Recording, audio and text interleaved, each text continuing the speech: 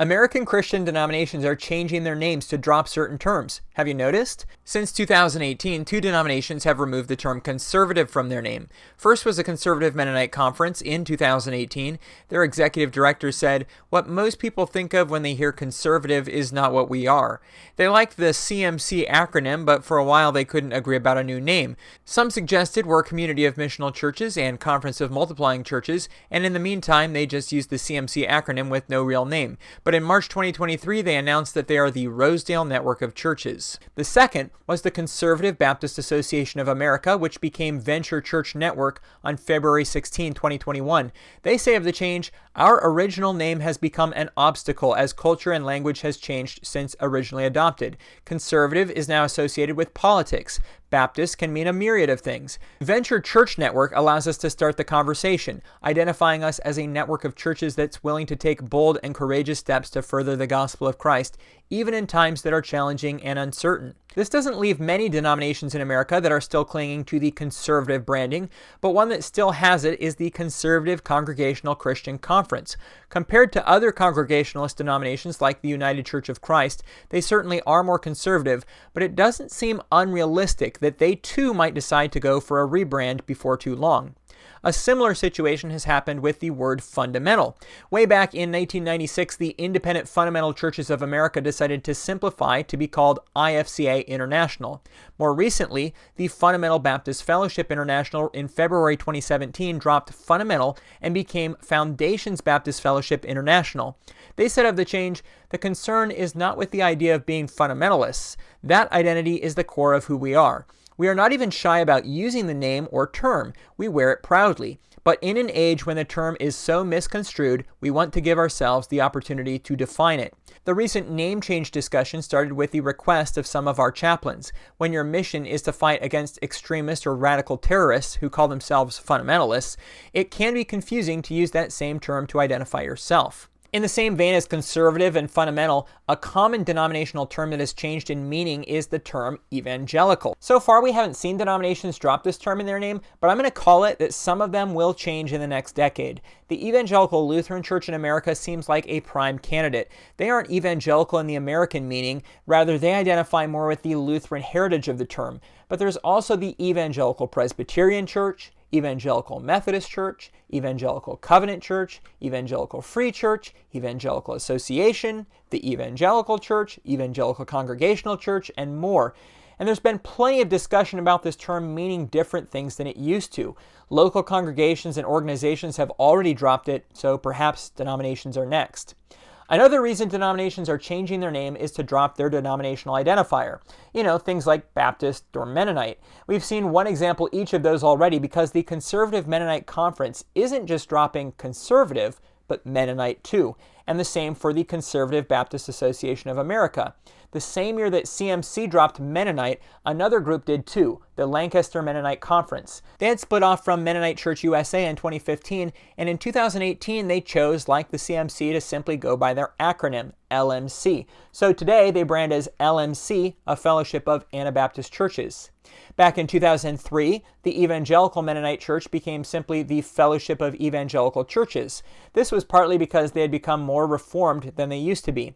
Then President Don Roth said, "It is my opinion that from a hermeneutical and salvational standpoint, we are not sufficiently Mennonite to qualify us for the use of that word in our denominational name.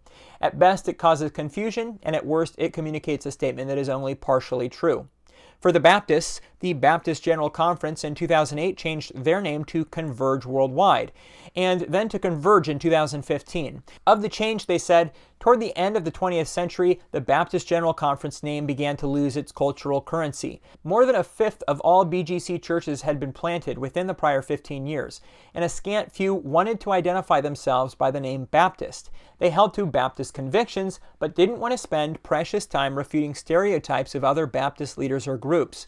Meanwhile, the Baptist name put valuable missionaries and their national partners at risk in several countries overseas. Another example is the Fellowship of Grace Brethren Churches, which in 2017 became Charis Fellowship. Charis means grace, but they've lost the name Brethren, which identifies their history in the Church of the Brethren and the Schwarzenau Brethren tradition more generally. A couple denominations have changed their names to fix problems with confusion. When in January 2012, a group of Presbyterians left the Presbyterian Church USA to form a new denomination, the name they picked was Evangelical Covenant Order of Presbyterians.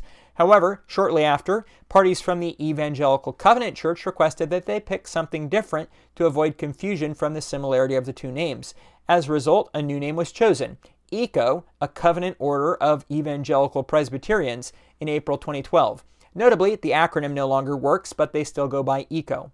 Another example is Morningstar International changing their name to Every Nation Churches in 2004, with one reason being the similarity between their name and that of another organization, Morningstar Ministries. Distancing from a former identity is another reason a denomination may want to have a name change. The Worldwide Church of God in 2009 changed their name to Grace Communion International. It was about the only thing left to change for a denomination that had already changed from Binitarian to Trinitarian, from Sabbatarian to worshiping on Sundays, and dozens of other reformations after the death of their founder, Herbert W. Armstrong. Their president said of the change, "Grace lies at the heart of our values and mission as a transformed church. Our spiritual unity with God and with one another is reflected in the word communion. The word international identifies us as a unified body of believers who span the globe, sharing a common history and journey of faith." Perhaps this is also the reason that the Association of Reformed Baptist Churches changed their name to Confessional Baptist Association in August 2022, though there's not been much information given about the switch. The small denomination had been dogged by accusations of covering abuse, and changing their name may be one step toward a change in direction. Another reason for name change is a denomination having a new structure, which is what was stated as the reason behind Sovereign Grace Ministries changing their title to Sovereign Grace Churches in December 2014. To finish up, let me suggest some denominations that could use a new name and should consider a change. First off, the Lutheran Church Missouri Synod and Wisconsin Evangelical Lutheran Synod.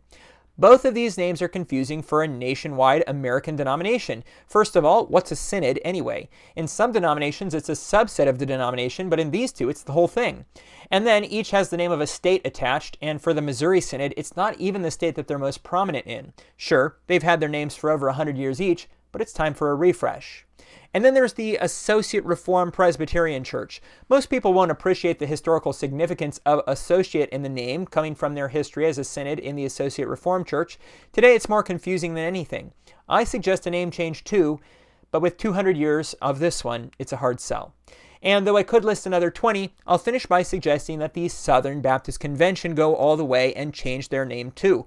They've already created an alternate name, Great Commission Baptist, which is sometimes used, but so long as Southern Baptist Convention is their primary moniker, people will continue to make connections to their founding as a Southern church that split with the Northern churches over slavery. They've since repudiated that, but the name serves very little purpose. SBC churches are nationwide, so they aren't just a Southern church body, and the Northern Baptist Convention switched to calling themselves American Baptists long ago. The SBC needs to take their 175-year-old name and give it the long overdue boot. If this discussion of denominations interests you, that's what this channel is all about. Click here to subscribe, and then click here to watch another video about Christian denominations.